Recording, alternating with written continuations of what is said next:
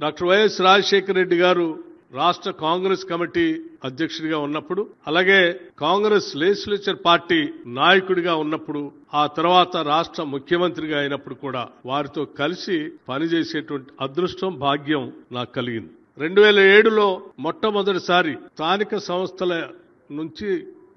శాసన పరిషత్కి ఖమ్మం నుంచి నన్ను పోటీ చేసే కార్యక్రమంలో వారు ప్రత్యేకమైనటువంటి చొరవ తీసుకొని, నిర్ణయం తీసుకొని ఆ శాసన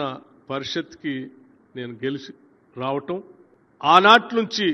తిరిగి 2009 శాసనసభ ప్రవేశించే నాటి వరకు కూడా చట్టసభల్లో ప్రజాపాలన గురించి, ప్రజల అవసరాల గురించి ప్రభుత్వం చేసే కార్యక్రమాలని ఏ రకంగా లేవనెత్తాలి, ఏ రకంగా మాట్లాడాలి, ఏ రకంగా వాటి అమలు చేసే కార్యక్రమంలో భాగం ఎట్లా పంచుకోవాలో వారి దగ్గర నుంచి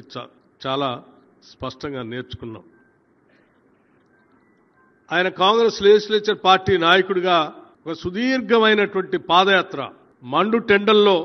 ఆరోగ్యాన్ని కూడా లెక్క చేయకుండా కొన్ని నెలల పాటు నడిచి ఈ రాష్ట్రంలో, ఉమ్మడి రాష్ట్రంలో ఆ రోజు రాష్ట్రంలో ఉన్నటువంటి ప్రజల యొక్క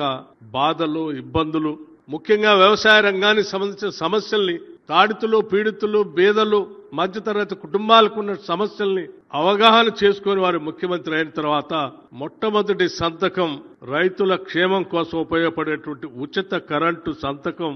ప్రమాణ స్వీకారోత్సవం రోజే అదే డయాస్ మీద నుంచి చేసినటువంటి సంఘటన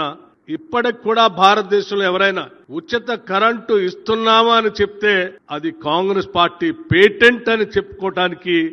ధైర్యంగా మనకి ఇచ్చినటువంటి కార్యక్రమం డాక్టర్ వైఎస్ రాజశేఖర రెడ్డి గారి ద్వారా మాత్రమే అది సాధ్యమైంది మనకి.